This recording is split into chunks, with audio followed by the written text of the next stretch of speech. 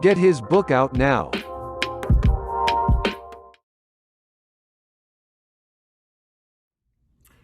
You know what it is. Unique Mecca Audio back, man. Y'all want to hear the prison stories. A lot of youth been hitting me up, tell me that it's really deteriorating them from wanting to go towards, a life of crime and crime that they was doing. They thinking about backing up and they slowed up and some more things. But we need them to stop. You know what I mean? So I'm going to give them another one, man. Let me tell you how it is. This is how it go. We're going to talk about racism in the joint, man. When you go in the joint, racism is promoted from the highest level of the administration all the way down to the inmates. You know what I mean? And let me break down the difference between an inmate and a convict. An inmate does what he's told to do, and a convict does what he want to do. You understand what I'm saying? An inmate is someone that got arrested for breaking the law. A convict is someone that continuously break the law. You understand what I'm saying? And got locked up for doing it. You know what I mean? But anyway, so they push the racism when you go in there for the toppest level. Let me just take you out there to Atwater, California. I'm gonna give you a story about Atwater. I'm in Atwater in cell 128 upstairs overlooking the TV right in front of my cell. You know what I mean? I just bought this cell. Yeah, you gotta buy cells in there if you want a nice single cell plus. So, you know what I mean? You spend your money, with your stamps, that's the currency. So you might spend 20 books, 20 books is $100, it's $5 a book back then. You know what I mean? So you go buy a cell. So I buy a cell that's right in front of this TV. So I get me a universal remote. I'm ready to do my thing and all that. So now at night, when we lock in, you know what I mean? Nobody can get to the TV, but I'm right in front of the TV and I got the remote. So I'm changing the channel. Click, click. I'm doing me. You know what I mean? So the next morning when I come out, you know what I mean? The Indian dude telling me that, that's an Indian TV. I don't know if that's you with the remote or not, but somebody was turning our TV with the remote. You know what I mean? So I said, yeah, end of the day, you know what I mean? I'm from the East Coast, man. I'm from New York. That's considered as a government TV to me. I mean, it's after 10 o'clock. Y'all couldn't get to it. You understand what I'm saying? And, so it's like, yeah, but that's our TV. I said, all right, well, we're going to work it out when the doors close, being that I got the remote. You know what I mean? Y'all holler through the vent what you want to put it on. When y'all done watching what y'all watching, you holler through the vent. Let me know when you're done. Then I'll go ahead and watch mine, and I'll play by these politic rules over here in California. So now we got that all set up.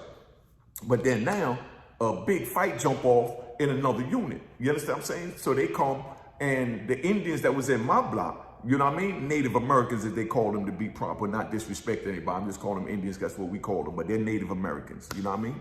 Because we respect everybody over here at Unique Mecca Audio. So the Indians is out there, and the ones in my unit get into it.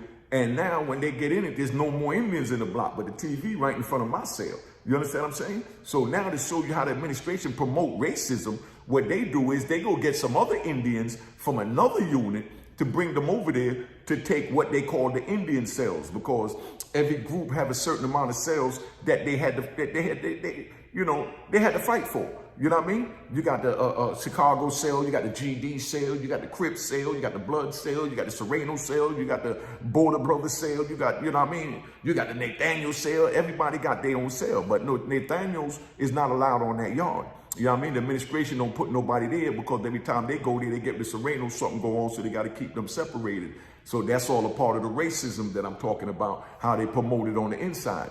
But so now the Indians go and they come back and they bring a couple of new ones in there to hold them down. Now, can you imagine you in prison and the administration going to another unit to go bring men from another unit to come in the unit to hold down a TV that they want to designate for a Native American TV? You understand what I'm saying? So this is the type of things that they promote, man. So, they bring them over to hold it down. And, you know what I mean? That's just one way how the administration, promote it. So now, another way, when you get off the bus, the first thing they ask when you get off the bus is, what car you run with?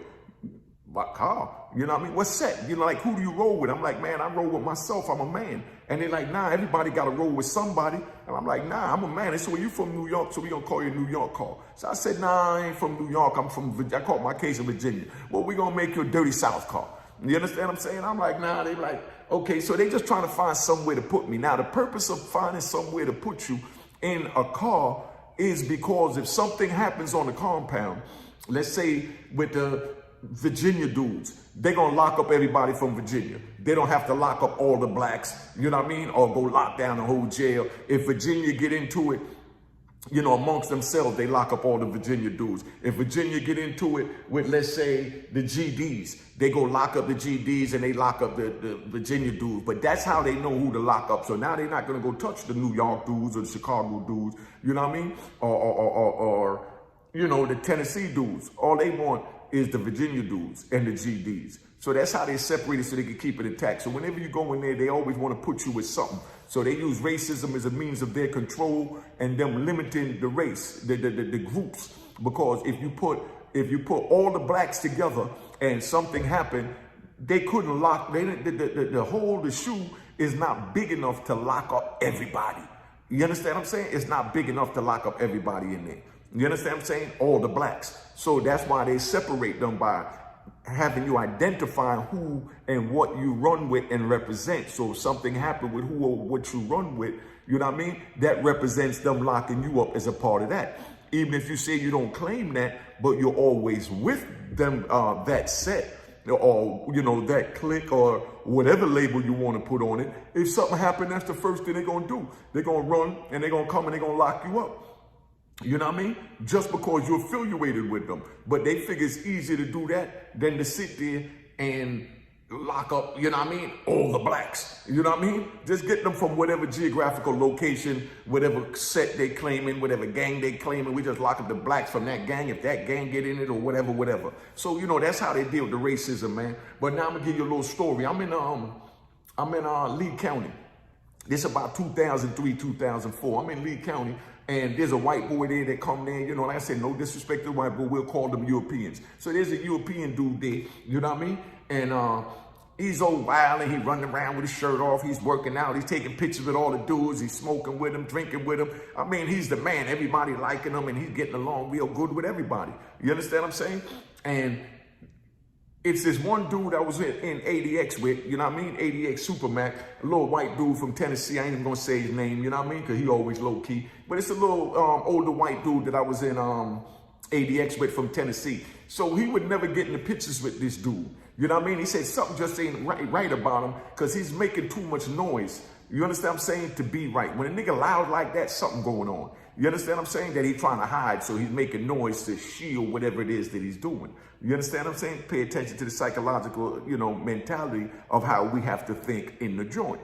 So my man, he said, nah, I ain't gonna, we're just gonna call him T. So the T, you know, the older white dude, he wouldn't take no pictures with him or nothing. So now they used to always take group pictures every week. Everybody go take pictures, the DC car, the New York car, the GD car, the Blood car, the Serrano car, the G27. Everybody go out there, iron up their uniforms or iron up their sweatsuit and go take pictures. So now they take the pictures with all the white dudes and they sent it back to Leavenworth. So now when it gets to Leavenworth, somebody from Leavenworth wrote back and said that, yo, the dude in that picture, you know what I mean? He ain't right. He been, you know, he been having sex with a black dude when he was over here in Leavenworth and had a relationship with this black dude. You understand? But obviously the blacks were too strong, so the white boys didn't do nothing about him with it in Leavenworth. But the prison system is so small that traveled to follow him. You know what I mean? So they sent the letter back saying it. So it was a big argument on the yard over, you know, if he was gay or wasn't gay, if he was with a black dude or wasn't with a black dude. But you know what I mean? This is a letter, and they had what they call a meeting. Whenever something happened in the prison, they have a meeting where you call your car to the yard and everybody got a voice. Of course, you got one that's the stronger voice. Like I said, like with the New York car, we always had, you know, if Lou Sims is on a compound, that's Lynch Mob, AKA, you know what I mean? If Lou Sims on a compound, you know what I mean? They'll call a meeting in the yard. You know, they'll go out there and Lou will be the mediator and they'll say, everybody say what happened, how they feel about it. And then we come together, a collective unit, make a decision, and then Lou will make the final decision. You understand what I'm saying? And 9 times out of 10, you know what I mean? Whatever he say is going to go. But anyway, so we dealing with the white boys though. So they had their little thing out there like that. And their final decision was, man, he might be mistaken. He's saying it wasn't him, this and that. So here it is, 2 months, it died down because this dude done fit in so good, was wild and was loud, and he blended in. You know what I mean? So now here it is 2 months later, and a dude from Leavenworth come. So when the dude from Leavenworth come, he tell them, yo, That dude was there with me on the compound, and he was in a homosexual relationship with a nigga. And I've seen him with the nigga. You understand what I'm saying? They used to eat together, sit together, walk together, caused a lot of problems on the yard with our car, because it made everybody look at us like we were soft, because there's this white boy mixed having sex with this black dude. Like, they don't care if he has sex with another white dude, but now he going outside the race. So that's like degrading, like I told you about my man, Big Tank yesterday. You know what I mean? The other day. That was having sex with the white boy that called himself Princess Leia, and the white boys had to put in work. You know what I mean? Same type of scenario, different yard. But this is what I had to live with for 26 years anywhere you go. So now when a dude come and he says that this dude, the wild young boy that was wilding, that they accusing of being gay, he got a nice little strength of people around him. So now he's bucking it, saying that he wasn't gay. But the other ones that, believe the dude that they got the word from in the kite, you understand what I'm saying? Because he's a reputable dude that was in Leavenworth. So the stronger men is like, nah, he said it. Now, dude came and said it. So being that dude came on the compound for Leavenworth saying that he was, that he seen it with his own eyes, and he put it out there out of his mouth that he was gay, it was up to the white dude that they was calling gay to get his knife and stab him to defend his name and his honor that he called them gay. Pay attention now. So now, he don't want to do nothing. He running around trying to talk about it and telling his homeboys what happened and this, and they lying on me, they this and that. But now the one that came in and said it was gay, now prison politics says that he have to stab him because he put it out there that he's seen it. You understand what I'm saying? So now he runs up on them, and they in the yard, and the two groups is there. The thorough dudes and then the other dudes, they just gravitated to this dude that was trying to hold him down. So the dude that come from Leavenworth, he rolls up on him and he pulls his knife out and he gets to, fighting with the dude, and then all the other white boys getting in there fighting, and then it's a big fight in the yard because they defending this dude that's accused of being homosexual, because that's their man and they believe him and he ain't no homosexual. But when they get done fighting and all this and the smoke clear, like 15 white boys got stabbed up. You understand what I'm saying? And then sure enough, the administration now, in order to let the compound out, they come back and they go to the shoe where they got all the white dudes that done been in the fight, the ones that wasn't in the unit, ain't had nothing to do with it, but just got locked up because, like I said earlier, they was affiliated, with these white boys, Now, being that happened, they come and they tell them, look, we want to open the compound back up. We want to put y'all out. It's true. Dude was a homosexual in the other yard. They sent him over here to blend him in, hoping that nobody found out. So, you're fighting for a homosexual, so you might as well leave that alone. Let us open our compound back up and put both of y'all out. You were defending a homosexual. You know what I mean? So, of course, y'all wondering, well, why didn't the administration say that earlier to prevent all this? They didn't say that because they ain't had no way to put them, and they trying to hide the homosexuals and the hot dudes and things like that to let them blend in amongst men, because they trying to turn the whole joint into one big, rat homosexual, no disrespect. You know what I mean? Prison system, because so many people from the street is going in there that's bisexual and whatever they want to call it, bi-curious and whatever names that they put on it, that they know that this is the norm in the world. So they had to try and find somewhere to infiltrate them amongst the men that's within the prison. You understand what I'm saying? So they told them that they was fighting for homosexual and all that. So they opened it up, let it back out. So now when they all come back out and they out there, as soon as they open up the thing, and then they decide to open the yard to let everybody go to the yard. Of course, the thorough dudes went and stabbed up all the dudes that was holding down the homosexual dude. You know what I mean? So they ran all of them off, because now they looked at it like, you holding down a homosexual, you a homosexual. You know what I mean? Fuck what the administration said. You a homosexual, you holding down the, a homosexual. So, the other white dudes, they wound up stabbing up all the dudes that was down with the bull after they done healed up, they done came out, and they supposed to let it go. But now, let me let you know something. When you in the prison and you give your word on anything, it's the same thing like the code on the street. Your word is your bond, and you give your life before you let your word fail. Of course, that's our 5% lessons as well. But all races and all geographical locations and ethnicities use that. If you say something out your mouth, you have to stand on it. You know what I mean? No one could control your tongue but you. They can lock you up, do what they want to do, but only you control what come out your mouth. You understand what I'm saying? So if you tell the administration nothing is going to happen, you don't violate that word. And if the administration tell you that they're going to do something, they 9 times out of 10 gonna do it unless it's an administration that don't really know how the prison politics work, and they lying to dudes, and that always cause somebody getting hurt. You know what I mean? Which is stab, bloodshed. Okay, so that's what happened with that. So now, the white boys never gave their word that they wasn't gonna do nothing to him. You know what I mean? They gave their word that they understood that the dude was gay. But the administration, they didn't think that far that they was going to jump on the ones that was running with him, because they not caught up in our world that deep to understand the prison politics of you run with a rat, you get stabbed with a rat. You run with a homosexual, you get stabbed with a homosexual. You understand what I'm saying? So they didn't think that far. All they wanted them to do was just say that it's all right to let them go, let them out, that everything is going to go back to normal as long as they transfer the homosexual. So when they let them out, all do it ran the homosexual, they stabbed them up.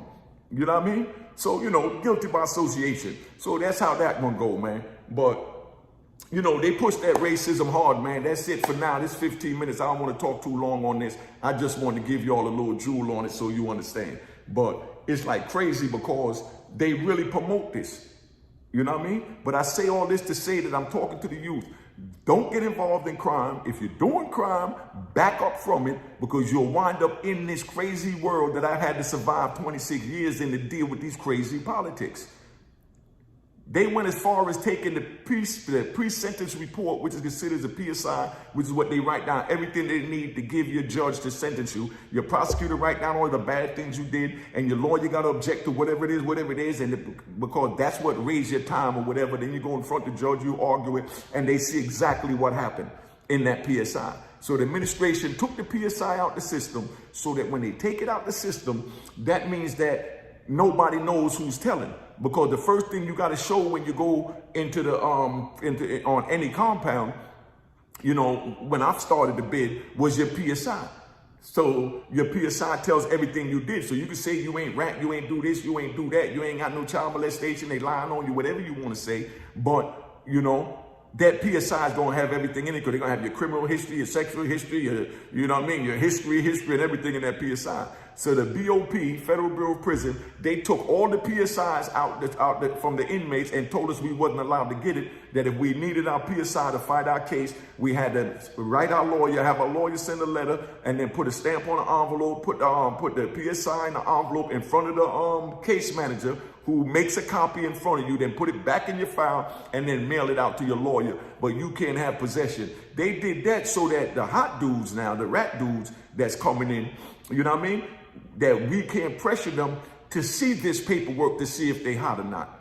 So now we just got to go off their words and how slick they talk. You understand what I'm saying? But that's what they did. They took all the PSIs out the system, and they stopped us from traveling with our PSI so that we couldn't pressure each other to present our PSI. You understand? But they got computers now in there, because everything will turn to the computer age. So being that they got the computers and turn to the computer age, you got inmates that'll take somebody's name or go in there and just spend all day putting in everybody's name. Unique, you know, John Williams, Kenny Jones, Bobby Jojo, you know what I mean? And it'll show everything from their case. You know what I mean? Whatever appeal they filed, well, it'll show all the appeals they filed or whatever, and wherever their name is mentioned in another case. So that's how we still track down to see who's hot on the paperwork. But right now, what they using to check if you're hot in the paperwork is the sentencing transcript, because the sentencing transcript don't lie. That's when the judge said, I'm going to give you this amount of time because you ain't talk. I'm going to give you this amount of time because you did talk. And you told on this, you help with that, you help with that, and that's where we at with that. So, you know, just giving you one real quick one, man. So that's racism and how this prison system works and how it flipped over to them taking the PSIs out. And I'm going to give a whole nother drawing on the PSI. I just want to give y'all something real quick to let you know what time it is. So I'm getting ready to tune out, man. Unique Mecca Audio, man. Have a blessed day. And youngins, stay away from life of crime. It's not worth it. I'm telling you, it wasn't worth it. I made it to the top of the food chain and had to do 26 years sitting in the federal prison. I did 5 years in a cell the size of your bathroom. We only came out for 1 hour a day for 5 days a week. If you want that for yourself, you keep doing what you're doing. But I'm telling you that I don't want that no more, and I don't want that for you. That's why I'm giving you these stories, so you see how crazy this world is. You know what I mean? You heard the one about the dude that went out to Atwater with me from West Virginia, clean-cut white boy. The next thing you know, he got his head cut off and all of that.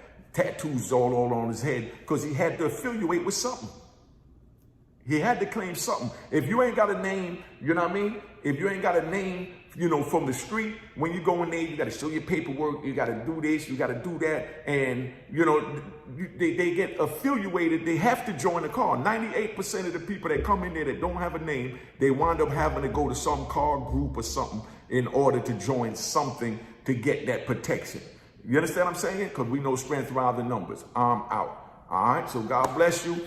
Stay away from crime, don't get involved in it, and know these stories is just for educational purpose, motivational purpose, and to prevent you from going down the wrong path so you don't wind up having to go through what I went through because nobody told me not to, you know, what was going on, so I didn't know not to do it. I thought it was sweet, I could handle it, but when I went in all these rules and shit, it's, oh my God, let me get up out of here. Cheers, cheers, toast the crime, toast the crime, the crime, the crime, the crime.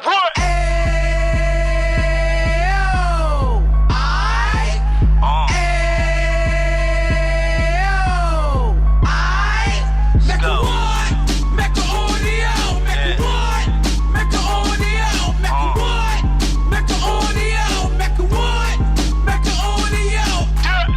Fresh out the can of 26, Yeah. He back on the strip, getting back in the mix. Yeah. What he mentions a gift. Right. You stand up 10 toes down, and I suggest you pay attention to this. Real. Take a little gully posse and put it in Harlem. He cut from the bottom, came up from the bottom. Drop the book, you should go and get it. The Instagram page and the YouTube, you could go and visit. Yeah. Then you could consider yourself LinkedIn. Real. Sit front row and get Jews from a kingpin. How he went through it, so you ain't gotta go do it. To not pay attention would be stupid. Talking about a man that probably put your grandfather on. Probably the reason that him and your grams got along. A man that generated millions on the block, did his time, never squilling to the cops. Mecca Audio.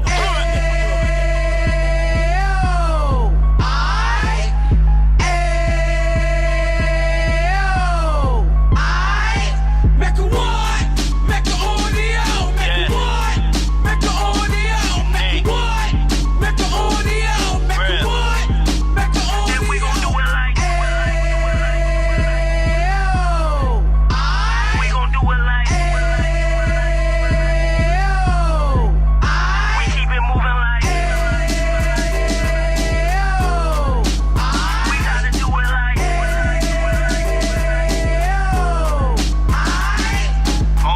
Get it live like 2 G's in the 90s. Drop top beamer so shiny. I let shorty go, she was whining. Treat her like my past, she behind me. Spin a couple bands on the Dapper Dan. You be back again, getting green like a Packers fan. No cap, it's a roaring uptown. They be horn uptown, Dominican bust downs. Now we on the positive, we got a lot to give. Now he trying to stop the kids from being inoperative. So take heed, homie, lend a ear. He started in uptown, he gon' finish dead. But now it ain't about selling drugs, buying cars. It's about buying property to make the community yours. So we can give back to the youth them. Cause they the truth them. And bless up to all the root men.